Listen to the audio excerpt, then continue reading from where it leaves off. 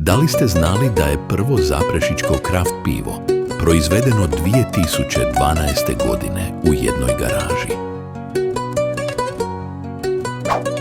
Ljudi koji su ga probali kažu da je bilo savršeno.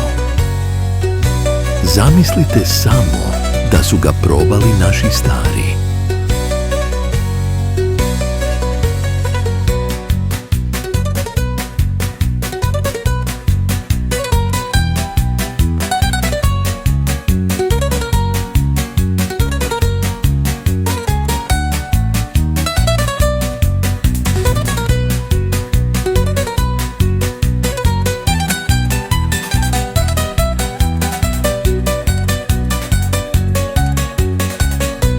Mihhvanjersko pivo s vama od 2012.